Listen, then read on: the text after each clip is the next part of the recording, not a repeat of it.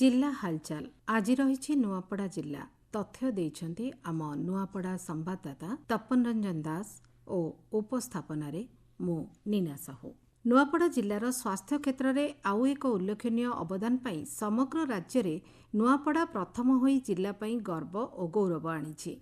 जनसंख्या वृद्धि रोकवा पाई अनेक योजना प्रणयन होईछि। सेथिमध्यरु परिवार नियंत्रण पाई महिलांक मध्यरे अनेक सचेतनता आसीछि। विशेष रूपे कपट्टी व्यवहार क्षेत्र में नुआपड़ार महिला माने ओडिशा रे आगरे रहिछन्ति।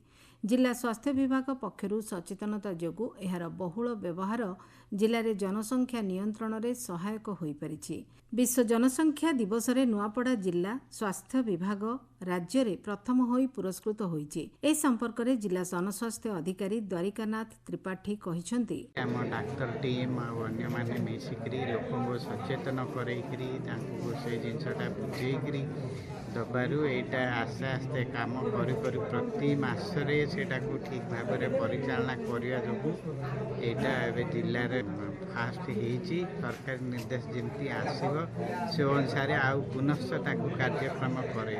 परिवार नियोजन रे अनेक सफलता आनी नुआपड़ा जिला प्रथम होइथिबा नै जिलापाल मधुसूदन दास स्वास्थ्य विभाग को साधुवाद दैछन्ति। सेहीपरि नुआपड़ा जिल्ला रे मेगा जलसेचन प्रकल्प द्वारा हर घर नल एवं हर घर जल कार्यक्रम रे ओडिशा प्रथम हेबाकु जाउछि बोली जिलापाल मधुसूदन दास कहिसन्ति। आम जिला नुआपड़ा जिला राज्य स्तर में प्रथम एक पुरस्कृत होती मुझे आम जो टीम हेल्थ नुआपड़ा को साधुवाद ज्ञापन करुच्ची। एक निरंतर प्रक्रिया आम आशा पोषण करूँ आगू कार्यक्रम को त्वरान्वित करूँ। आम जिला आपण जानते ओडिशा प्रथम जिला जे कि मेगा पाइपवाटर सप्लाई फ्लोराइड कंटेंट थी। आसंता दिन मानक आम जिला को मेगा पाइपवाटर सप्लाई हर घर जल सर्टिफिकेशन आमे हासिल करिवु। केंद्र सरकार पक्षरु प्रधानमंत्री धनधान्य कृषि योजना को केंद्र कैबिनेट अनुमोदन दैछन्ति। आसंता 6 वर्ष रे देशर 100टी आकांक्षा जिल्ला रे 24,000 कोटी टंका व्यय कृषि उत्पादन वृद्धि सबुज शक्तिर बहुल व्यवहार करी कृषि उत्पादन को द्विगुणित करने स्वप्न साकार हेबा नै नुआपड़ा जिलावासी बेस आनंदित अछन्ति। कारण नुआपड़ा जिला एक आकांक्षा जिला होइतिबा बेले एही योजना सुफल नै उत्साहित अछन्ति। जिले में चाषी माने उत्साहित होइतिबा बेले जिला कृषि अधिकारी प्रदीप कुमार बेहुरा कहिसन्ति केंद्र सरकार कैबिनेट डिसीजन अनुसार 24,000 कोटी टंकार प्रोजेक्ट एटा 6 वर्ष चली रहिबो।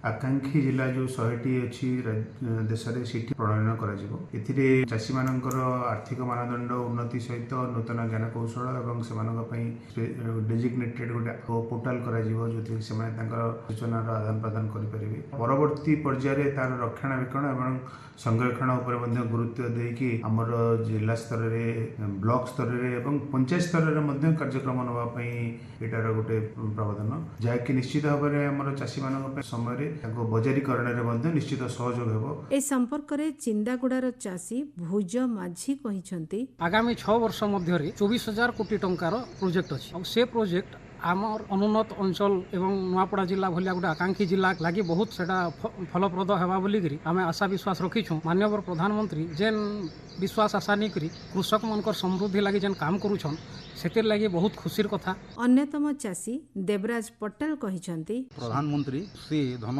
धान्य योजना आमे जेते खुशी अनुभव करूछुं जे चाषी इथिने उपकृत आमे पाइमु से योजना उपरे आमे चाषी भारी खुशी अछुं हमर अंचलवासी। नुआपड़ा जिला खरियार रोड एनएसी रे प्रधानमंत्री आवास योजना रे कलाहांडी सांसद मालविका देवी 119 कोटी कार्यादेश एवं 68 कोटी राशन कार्ड बंटन करिथिबा बेले खड़ियाल डिग्री महिला कॉलेज जातीय सेवा योजना महिला यूनिट पक्षरु जौन निर्यातना संपर्कित सचेतनता शिविर अनुष्ठित होई जाइछि।